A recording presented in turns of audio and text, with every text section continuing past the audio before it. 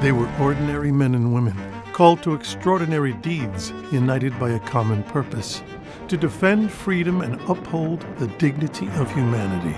This is the story of World War II, told through the voices of those who lived to tell it. From the bombers and fighter pilots who braved freezing altitudes, the soldiers who stormed the beaches of Normandy in the largest land invasion in history, to the African-American men and women who shattered barriers on the front lines. This is their legacy, one told by those whose fight for victory did more than just end the war. It cemented the foundation of a superpower, laying the groundwork for the freedoms and opportunities we cherish today. For Palm Springs Air Museum Productions, I'm Joe Mantegna, and this is Voices of Valor, World War II heroes in their own words.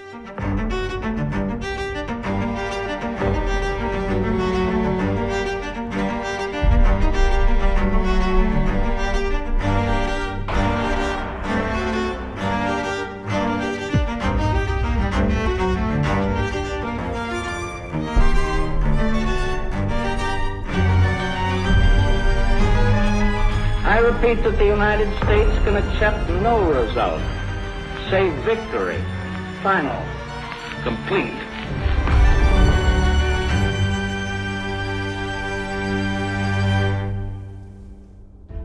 From the skies over Berlin to the deserts of North Africa, Allied bombers and pilots played a pivotal role in securing victory during World War II.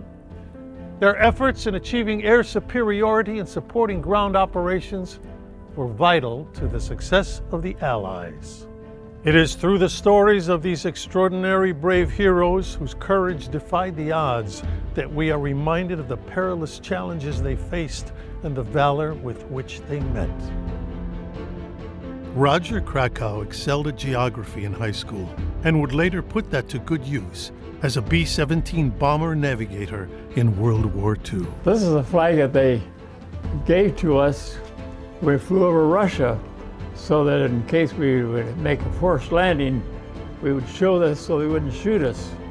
I suppose the vast majority had joined the Air Force expecting to see exciting action, and it must have been, indeed I know it was a pretty horrifying awakening for them to find that they were in fact destined to sit in turrets, very cold, very frightened, sometimes for 6, 7, and 8 hours on end. Roger flew a grueling 35 bombing missions before the war's end, including the massive February 3rd, 1945 bombing attack on Berlin. There were almost 1,000 B-17s. Again, it was very memorable to see there were 30-some squadrons. The flak was the main problem, which was very, very heavy. We were the second to last squadron to go over. And I think that the Germans were tired, they were running out of ammunition, so it wasn't quite as heavy as a first group. The flak had several different threats. One is, of course, the damage from the flak itself, because when it explodes, it throws steel particles in all directions.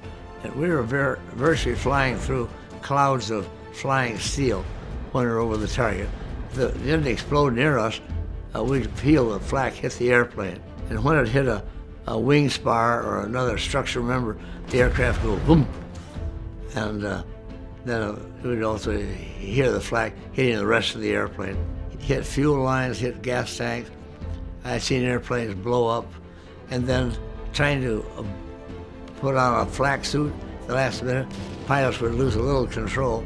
Sometimes they'd collide with the guy next to them. I've seen that happen several times, and both those aircraft would just go down. When we had a loss, a good loss, we'd have a real good loss. I mean, we just didn't see that there was any in between. We had real loss, they just wiped us out, and we probably could start over. One airplane survived, that was me. Now during that time, by that time of the war, we were able to put up almost 2 groups. So one group survived, but the other group, my group, didn't. And I was the only one to come back from that group. Not a squadron, a group.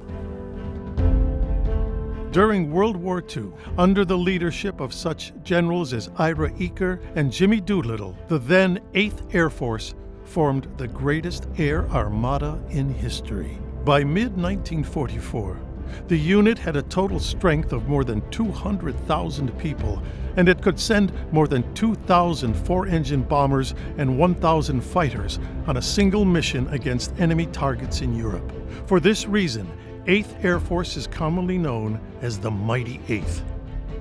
It was scary and chaotic.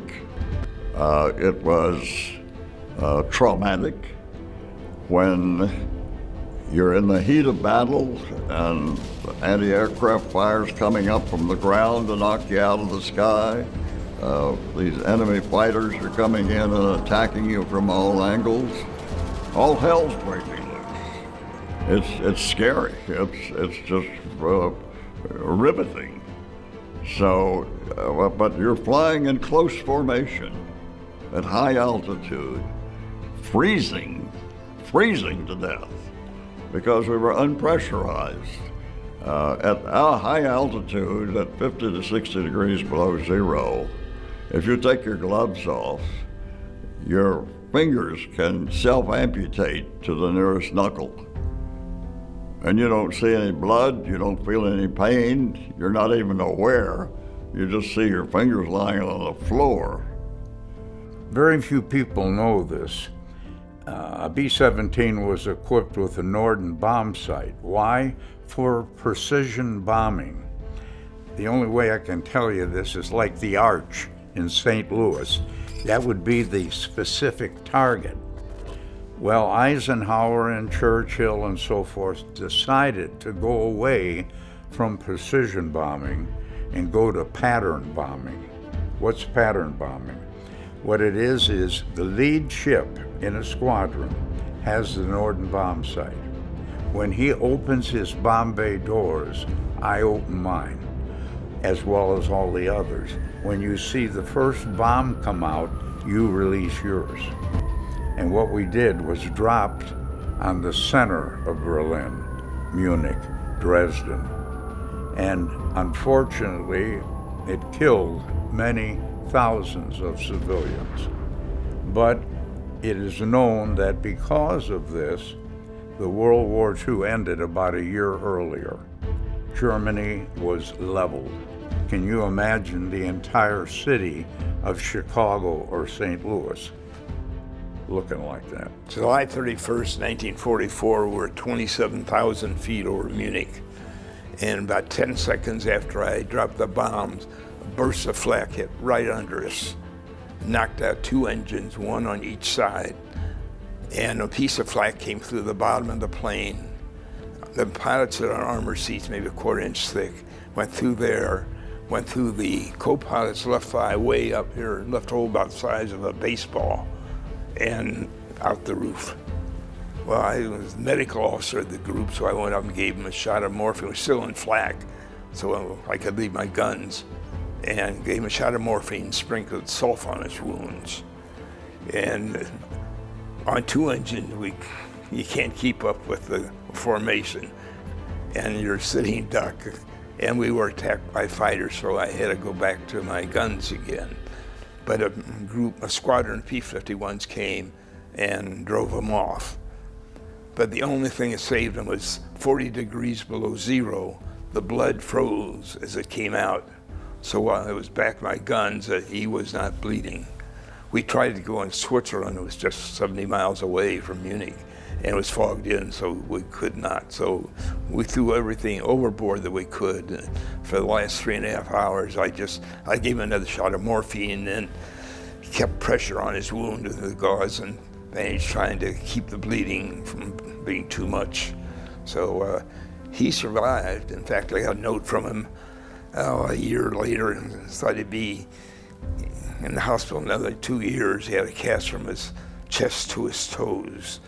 But he was wrong. He was there 4 years and 22 operations later, and he did survive, though.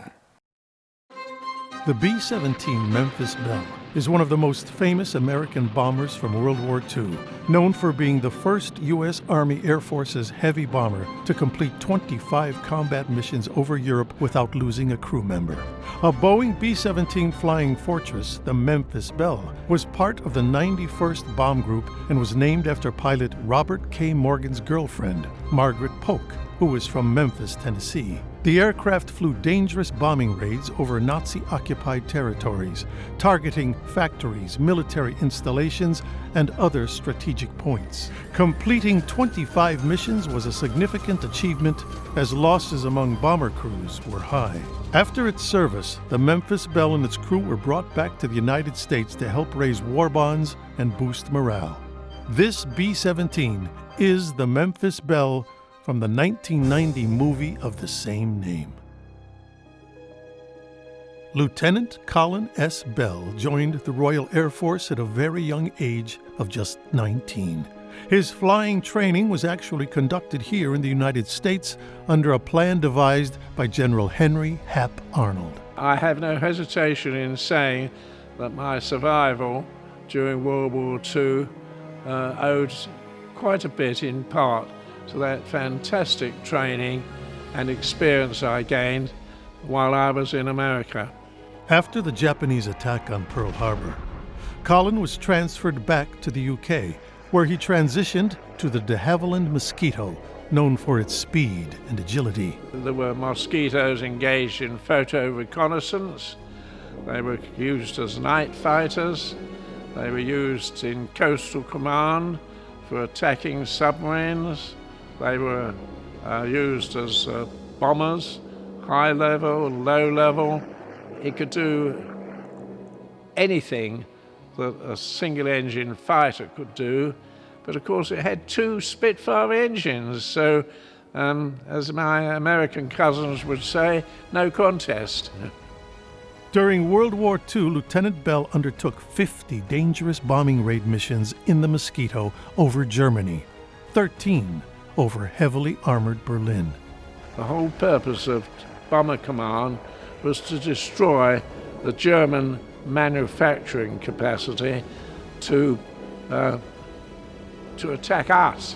We attacked the Peenemünde base, caused so much damage there that when the commandant, who was dining with Hitler, heard about it, he came down, and when he saw the damage, it caused him such alarm that he had a seizure and fell down dead, which I thought was deeply satisfying.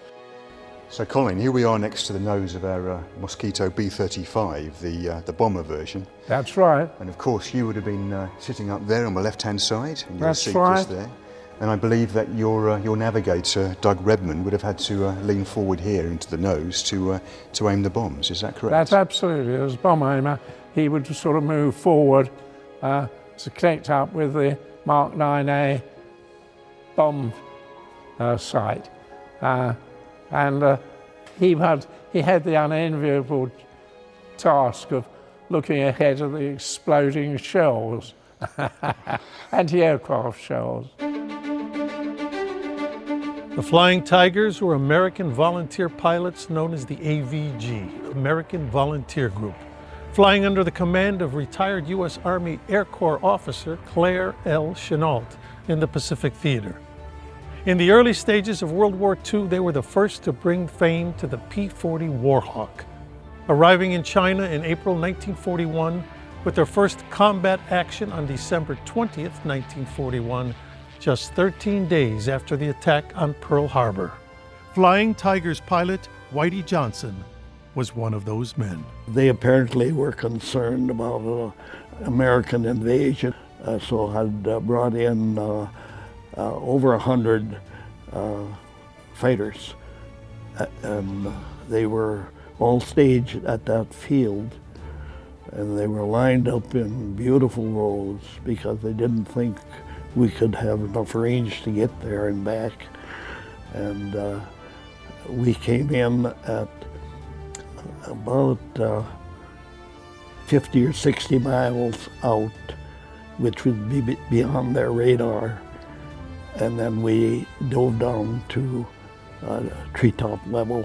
And we got to the field, to the airport that we were going to be strafing.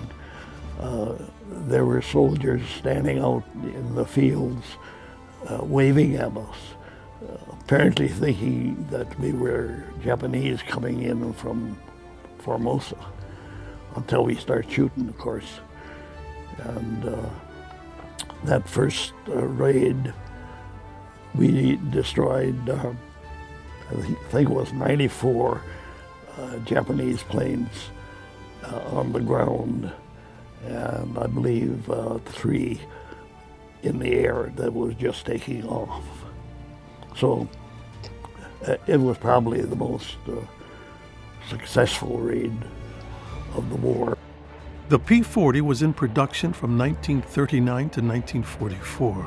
Approximately 14,000 of various models were built. The famous Shark P-40 aircraft and their pilots destroyed a record 286 enemy aircraft at a loss of 23 pilots. It was a capable, rugged aircraft and kept us in the air war, but it was not the aircraft which could control the skies for the U.S. Army Air Corps. Control of the sky began when the P-40 was replaced by the faster, higher performance P-38, P-47, and P-51 fighters. Known for its agility, speed, and impressive range, the P-51 Mustang became a game changer in the air war over Europe. Equipped with long-range fuel tanks, it could escort heavy bombers deep into enemy territory, providing essential protection against German fighters. The Tuskegee Airmen, most associated with flying Mustangs marked by their distinctive red tails, became highly respected for their skill and bravery. This P-51, affectionately named Bunny, was owned by Tuskegee Airman Bob Friend. Tuskegee Airman Bob Friend was a distinguished fighter pilot and one of the original members of the all-black 332nd Fighter Group during World War II. He was also a dear friend and the man who gave me this jacket. Bob flew 142 combat missions, protecting bombers on vital missions across Europe without losing a single one to enemy aircraft, a record that helped to earn the group their legendary reputation. When the war started, if anybody had asked me, why are you fighting this war? I said, because I'm as much a part of this country as you. Some people just don't know how to accept changes. And this did represent changes for a lot of people. I believe that in and everybody that flew over there in Tuskegee really and truthfully felt equal to the job. And that's a big, big, big part of survival.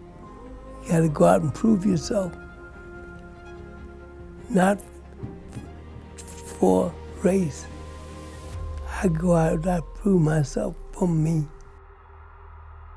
Tens of thousands of African Americans served as soldiers, sailors, and Marines, usually in segregated units.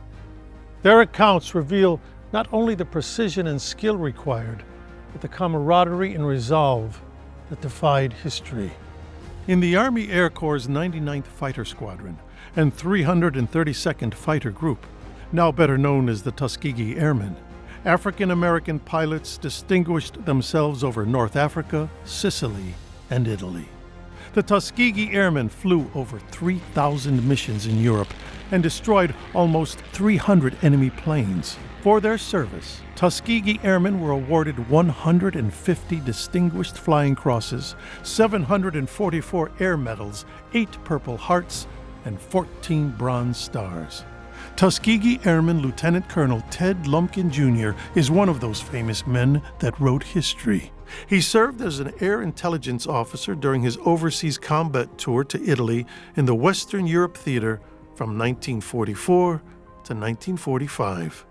I like that business of courage of your heart, because that means everybody is starting from the same place.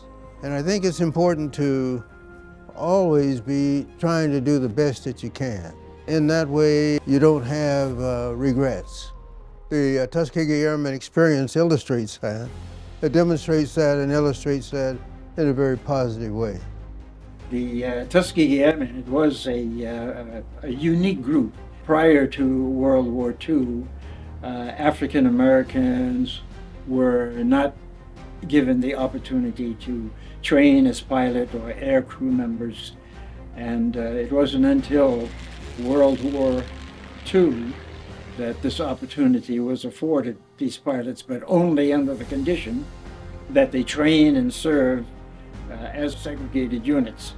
The effort at the time was to prove ourselves that we were on par with any other conscripts that were brought in to train as pilots.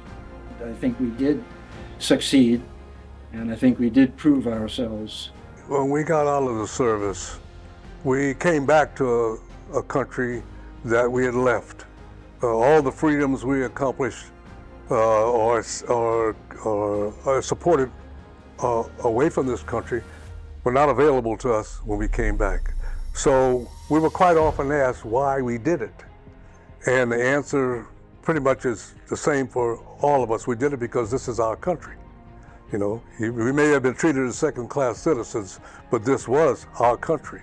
You might say that as you look back on the whole thing, once given the opportunity, we just dispelled the biases and generalization and thought some racist thoughts that because of happenstance of birth, we were less than a full citizen and those physically qualified but mentally and morally inferior to the white man.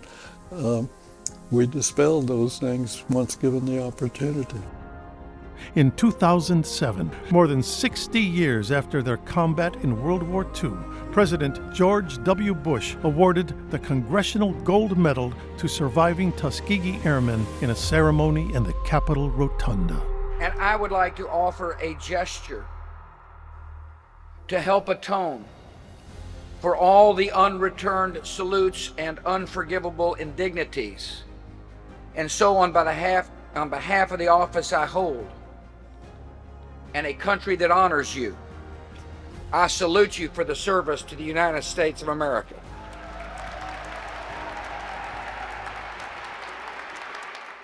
The valor of World War II heroes extends to those who didn't carry a gun or fly a fighter. Like medics, translators, engineers, postal workers, and code breakers, who shone through their courage, saving lives and enduring victory through skill, ingenuity, and selfless service. In their words, we hear the echoes of resilience and hope that sustained nations through war. Their voices tell a story of quiet dedication, proving that heroism isn't confined to the battlefield. Elizabeth Bernice Barker Johnson served with the 688th Central Postal Directory Battalion, the only all-black, all-female unit deployed overseas in World War II, working tirelessly to clear a massive backlog of mail and boost morale for troops on the front lines. Well, I just decided I wanted to do something to help out. I wasn't working. My parents were aged, and I just decided I wanted to do something to help out. We had a rural mail carrier. I went to the mailbox and got the mail, came back and sat down and was looking through it. And there was one paper that had a picture of a man on it saying, "Uncle Sam wants you." And I just threw it to the floor, looked through the rest of the mail. Then I looked down at the picture again, and I said, kept looking at it, and I said, well, just maybe Uncle Sam's got you. And from that point on, I proceeded to do the process of trying to get in. I worked with the mail once I got to France. And we had mail stacked almost to the ceiling. And we just worked, we didn't have a set number of hours. You just worked until you were too tired to do anything more. We had a list of the new addresses of the people to whom we were supposed to send the mail. If their old address was on it, we had to change it to the new address and put it in the post office. There were supposed to have been 2 to 3 years of mail backed up. As servicemen were not getting And so, of course, she created the slogan, "No mail, low morale," because, they had no way of keeping in touch with their families, didn't know what was happening. They didn't know what was happening from home. They said that we got it out in record time. We did it in about 3 months. And they didn't expect it to be done for at least 6 months. But we did it because we were working 3 shifts a day, When we ran across the list, we found that some of the people were dead, and it was our responsibility to look at a special list and get the gifts back to whoever sent them to them. So that was quite a job. Lydia Van Vogt was born in 1927 in the Ukrainian peninsula of Crimea. She escaped along with her family following the Russian Civil War, living in Romania, Poland, and finally in Munich, Germany. Lydia lived in Munich during much of World War II. The bombings and friends dying around her became part of daily life and her own survival. Oh, it was bombing. We were running to shelter, and the bombs was falling, but I was very fast runner, so I got to the shelter. Some people were killed. Yeah, some were, but they're running, the bomb was falling, and they were killed. I cry. When the war finally came to an end, Lydia was hired by then General Eisenhower as a translator because she spoke 5 languages. We went to camps, and they didn't speak, English, none of them. We went to work in camps, I translate for him. He didn't speak German. So, in those camps, they had Russians, Polish, Germans, French, they had all nationalities, so I translate there. They were bad. People were just some were on the floor, some were sweeping places. It was a bad situation there. Even Eisenhower, he kind of had a little tears in his eyes, so to see that. So me too, scary. Marcella LeBeau, a Native American nurse from the Cheyenne River Sioux tribe, bravely served on the front lines during D-Day and the Battle of the Bulge, providing critical care to wounded soldiers under harrowing conditions. Every day on the radio, there was a call for nurses in the military. They needed nurses. So we listened to that for a while, and then we decided that, yes, we would join the Army. So Marie and I, we went to the Red Cross, filled out an application, and Marie put my name down to go with. I put her name down to go with. We were like a couple of weeks at Wales, and then they sent us to Leominster, England. At Leominster, England, we had a barracks-type hospital, and we prepared for D-Day. And so we were preparing for D-Day, and for the fact that I was a psychiatric nurse in the United States, they assigned me again to the psychiatric wards. And so we were seeing patients there in the psych wards, and there were soldiers who couldn't see, some couldn't hear, and so they gave them sodium amytal narcosis, and then they could see or they could hear. We were preparing our ward, getting all ready, and we had time on our hands waiting. And during the time that we were waiting, there were times when you'd look up in the sky and you could see the sky absolutely filled with silver planes, as far as you could see in every direction. What a beautiful sight and so much power. It was those serving on the front lines of World War II who endured some of the harshest conditions soldiers could ever face in combat. Among the Allied forces, whether dropping from the skies or storming the beaches, the courage and determination of these soldiers were unmatched. Paratroopers were elite troops who were dropped behind enemy lines to disrupt operations and seize key objectives, often facing intense combat upon landing. Machine gunners provided essential support, delivering suppressive fire to protect advancing infantry and counter enemy assaults. Frontline infantry soldiers engaged directly with enemy forces, enduring the harshest combat conditions in trenches and open fields. Electricians were vital in maintaining communication systems, often working under fire. Dive bombers performed precision attacks on enemy targets, contributing to both ground and naval warfare by destroying key installations and armor. Each of these roles was integral to the overall war effort, operating in dangerous conditions to push the front lines toward victory. I got in the shore, and there was this little berm. I had 2 MG 42 machine guns shooting at me from opposite ends of the cliff, and they had me under fire. But that little berm's 6-8 inches tall. It was like a godsend for me. It was my protector. That's when I got a cigarette out of my pack that didn't get wet. I sensed someone to my left. So I says, "Buddy, have you got a match?" And I got no answer. So I turned. There was his helmet, but there was no head under the helmet. One of my friends described what it's like to go from being a loader to being a gunner in a tank. He and I had done the same thing. When you're loading, you don't know what you're shooting at. No idea what you're shooting at. All you do is just keep slamming shells in and put the 30 caliber machine gun bullets in the machine gun. But then when you move from that seat over into the gunner seat, you got the crosshairs. And the first time you have to pull that trigger or step on the trigger in a Sherman, you knew you were going to kill somebody. And it wasn't easy.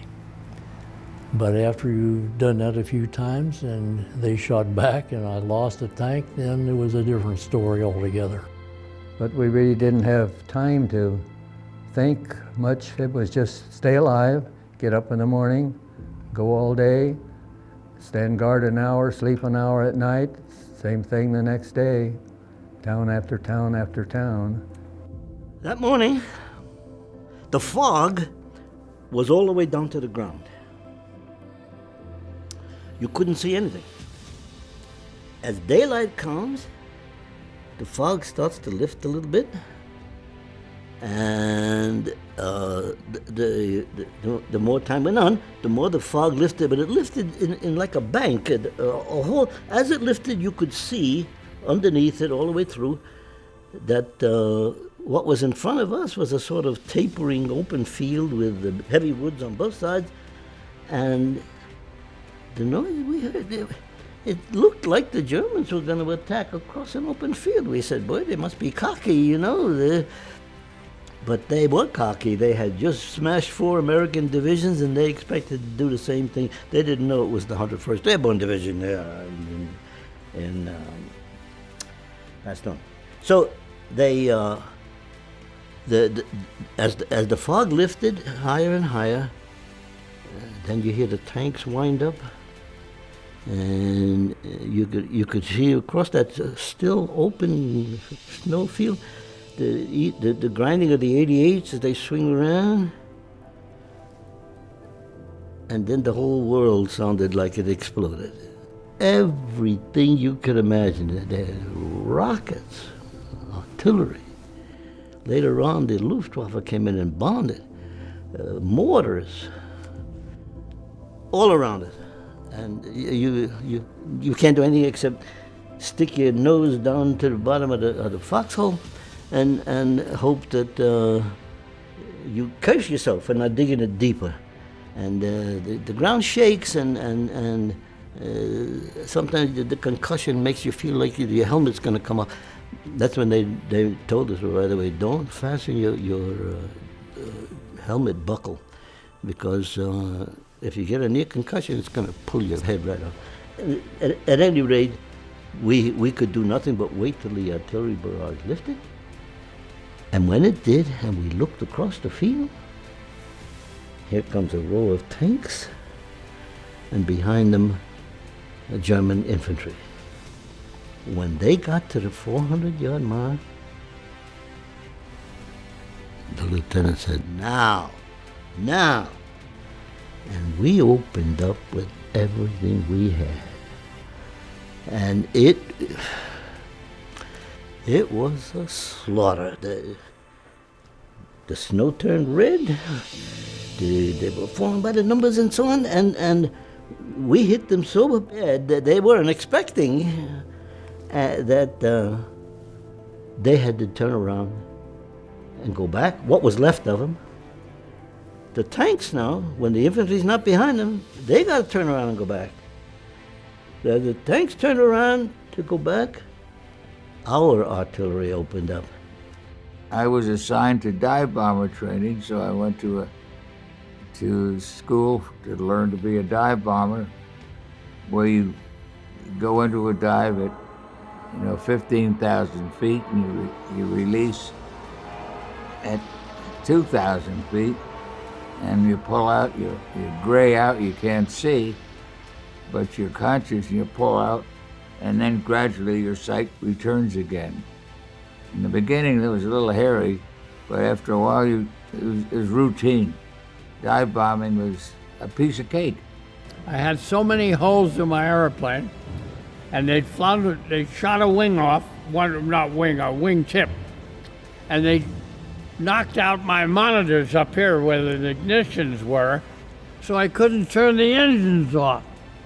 So I said, well, I'm going to starve them with gasoline. So I turned the gas off, filled out a novel in the Form 1 error, what I thought was wrong with the airplane, all the little holes, bullet holes from a machine pistol.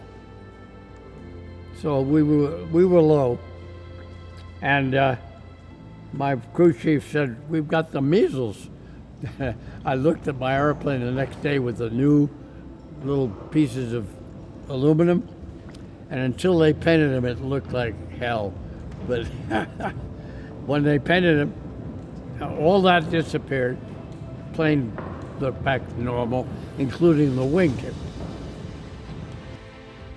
Immediately after graduating from Georgia Tech in 1942, Floyd Blair enlisted in the U.S. Army and eventually served as a P-47 fighter pilot in the 404th Fighter Group.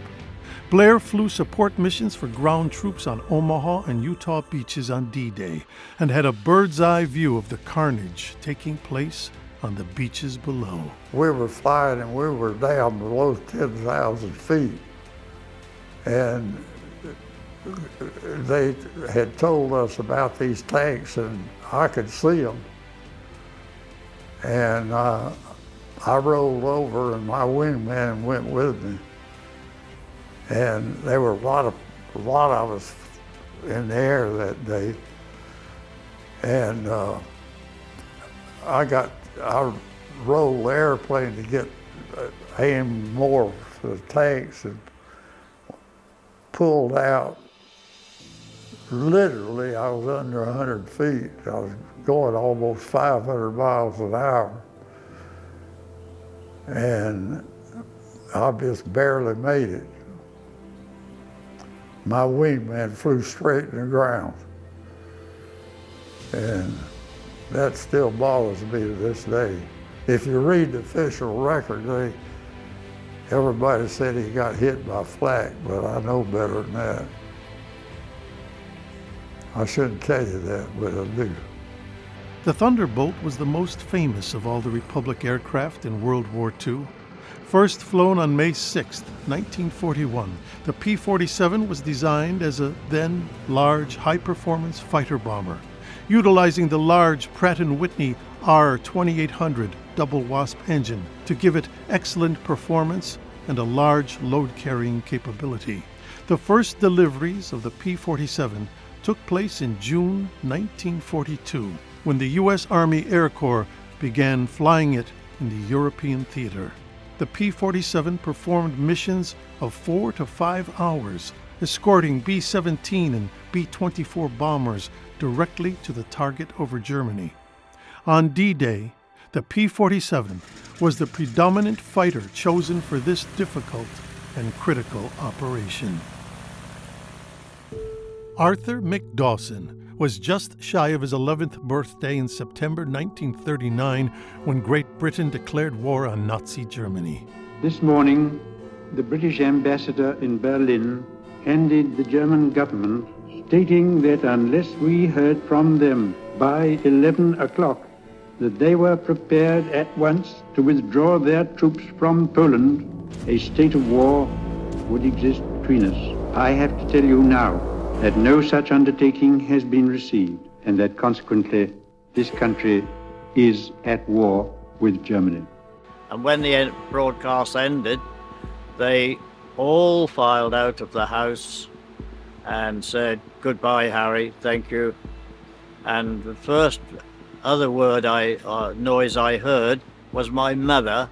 She had her face in her hands crying, "Oh no, not again." By 1942, at only 14 years old, his education came to an abrupt end as the country focused on the war effort. With an airfield being built in his village, Mick found work as a trainee electrician, a job he held until 1946, when he was called to serve in the British Army. The master sergeant of the catering squadron, driving down the road in his Jeep, saw me with my bicycle and some cable on the handlebars, and he stopped. "Hey, guy, come here, I need you. I need some cable. I need some lamp holders to put Christmas tree lights in the mess hall."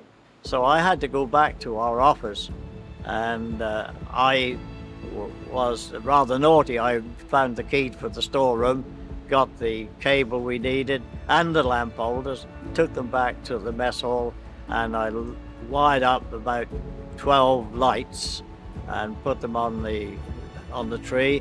He had the bulbs, and when he switched them on, there must have been about 300 or 400 guys eating chow. The whole crowd stood up and applauded and shouted and sang carols. It was wonderful. Norman Lawrence Sirota, a glider pilot, survived a horrific crash on the eve of the Normandy invasion. These silent wing glider planes were used in 8 of the largest assaults during World War II. I think glider pilots were unique in character. Their only mission was just to serve their country. They flew these planes without engines. There were no second chances. Once they went up, that was it. They were on their mission, and it was just to serve their country.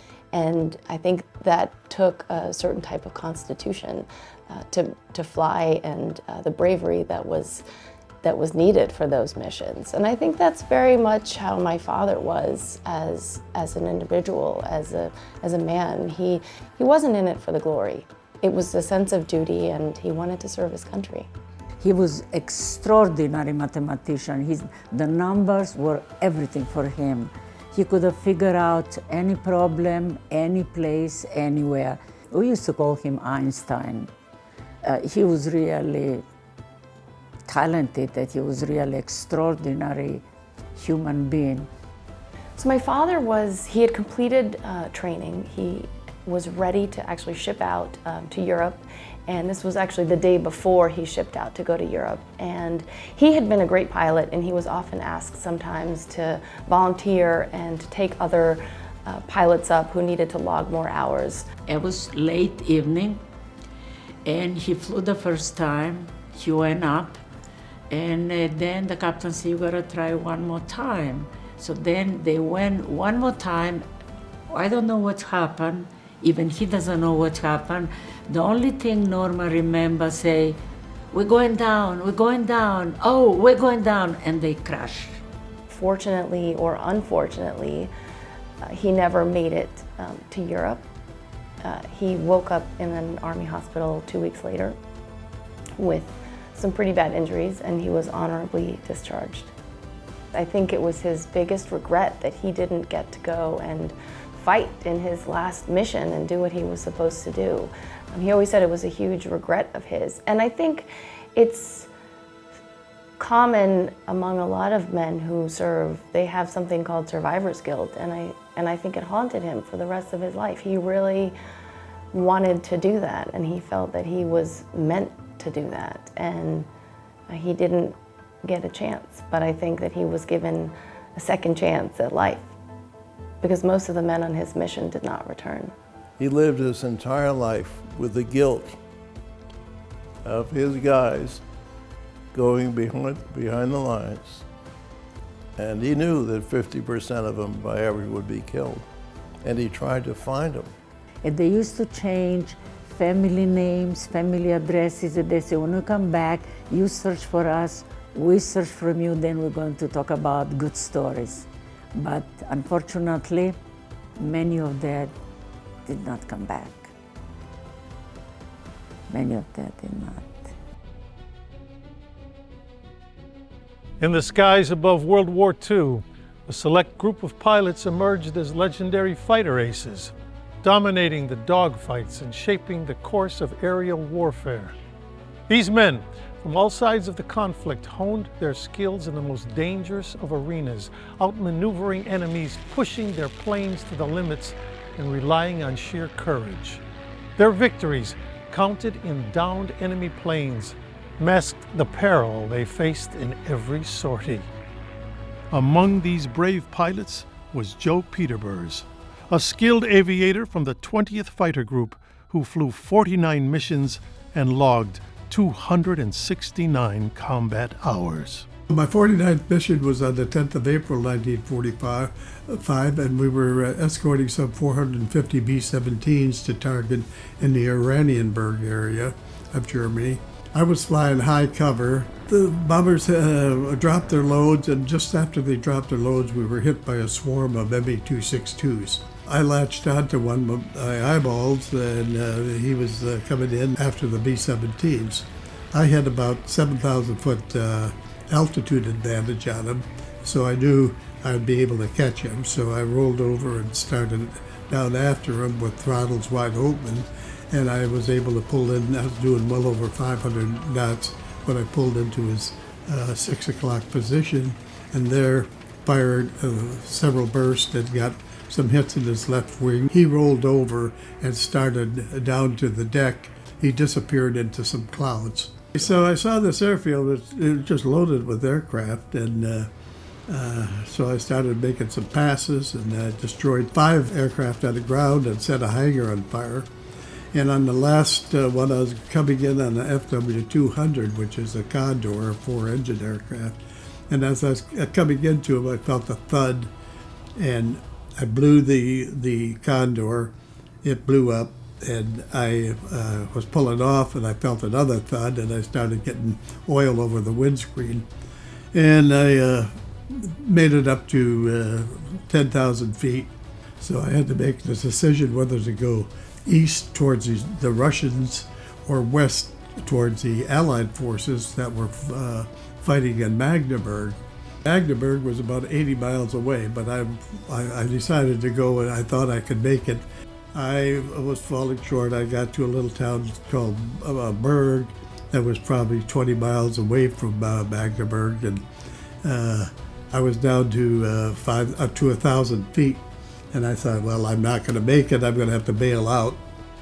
So I unstrap and I get ready to bail out, and then I see in my 3 o'clock position an FW-190 coming at me. And so I turn into him, and as he fired his rockets, and he missed, and my aircraft was burning already because of the engine, the overheating. By this time, I'm down to 500 feet, and I think, heck, I'm too low to bail out. I'm going to have to belly this thing in. And then I thought, all this is milliseconds going on in your head.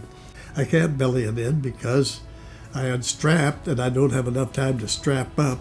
I'll kill myself bellying it in at 150 knots or so. And so I decided I had to go out. I couldn't go out the right side that you're supposed to go out to, so the torque would throw you away from the aircraft. So I had to go out the left side, and by the time I got out on the wing and let go, I was about 350 feet. I let go and bang, I hit the knee end, my right knee on the horizontal stabilizer, and then pulled the ripcord and the chute open, and I swung once and hit the ground hard. P.J. Dahl a P-38 Lightning Ace, survived numerous dogfights, harrowing bailouts, and 2 days adrift in a life raft, earning a reputation as a pilot with 9 lives and exemplifying extraordinary resilience during World War II.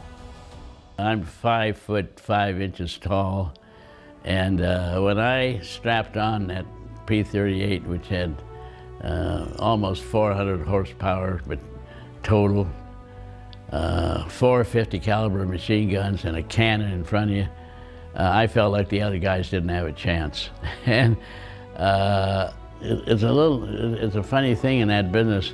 You know good and well when you are on, you jump on one of the enemy airplanes, that gentleman knows you're there, and he normally calls out to his wingman or somebody, says, hey, there's a P-38 on.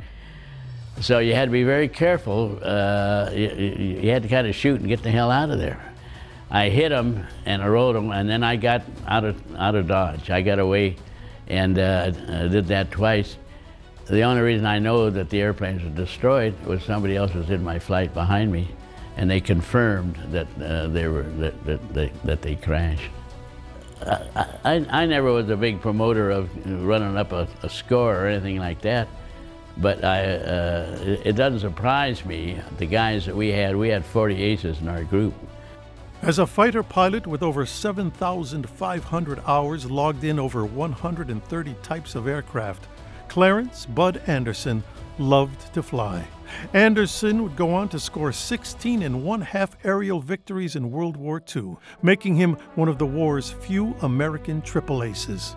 We destroyed the Luftwaffe primarily by engaging them in aerial combat. Dogfights are like a card game. You know, each hand, you got to play the hand you got, right? They might be attacking you rather than you attacking them. We're coming back from this one mission. We'd been all broken up, you know, and I was leading a flight of 3 or 4 and another flight from a different squadron. Our group joined up, and I'm leading them home.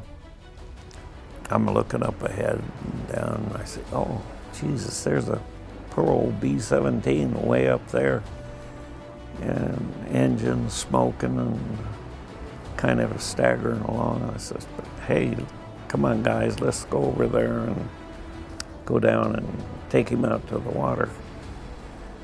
So just as he's going this way, here comes 3 ME-109s over here, bellied up towards us. They couldn't see us. They're going after the B-17. I'm sure they didn't see us because there was 7 of us. and I said, okay, guys, I'm leading this whole pack. I said, one of those is mine. And I'm in this turning dogfight with this guy, and we hadn't got into a concentric circle, you know, around, around, around. When you shoot a guy down, you want to get him right here, what we call 6 o'clock, right here, back here. Drive up there with 300 yards and fire. And when you have an enemy airplane, you've got to pull your nose through him, point ahead of him, and fire like that. You have to lead him. It's like shooting birds.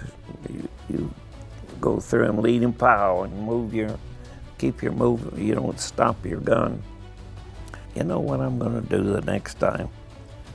Next time I come into this guy and I'm a steep angle, I'm trying to pull him a lot of G to get in there, but I can't get behind him, you know, and I'm going to pull my nose through him. I'll be bellied up to him now. And after here, I can't see him. I'm going to pull through, estimate that lead. I'm back here, of course. And then I'm going to fire and hopefully get him so that the next circle comes. I'm pulling through pull right smoothly through him, so I didn't want him to get off here. Pulled him there, fire to burst, and he comes out. When he comes out here and I can see him, he's streaming coolant. That hot dog, I got him. World War II veterans made profound sacrifices, enduring unimaginable hardships and risking their lives to secure freedom and peace. Had they not done so, the world today might be a very different place. Their voices remind us that the cost of liberty is steep, but its rewards are enduring.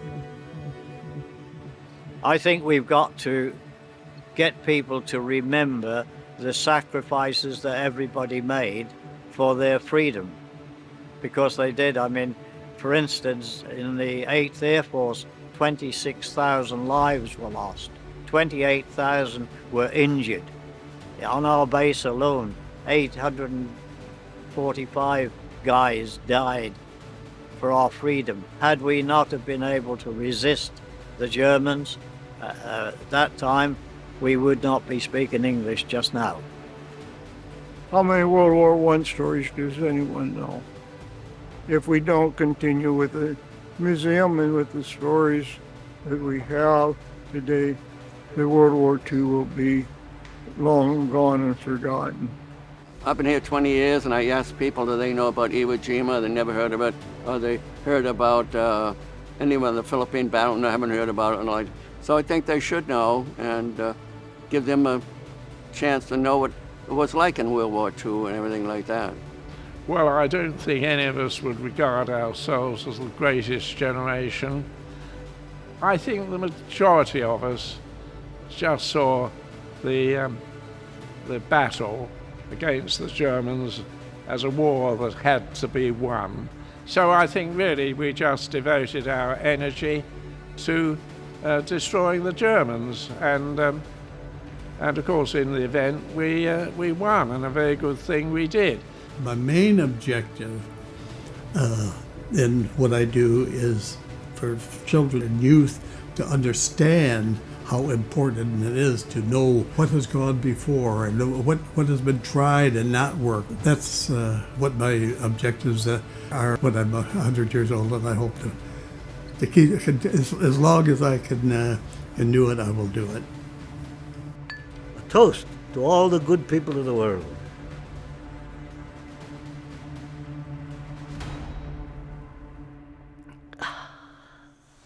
As we honor these heroes, we owe them a debt that can never truly be repaid, but we can carry their spirit forward by striving for a world where peace prevails. Because of their stories, we pledge to ensure their sacrifices are never forgotten.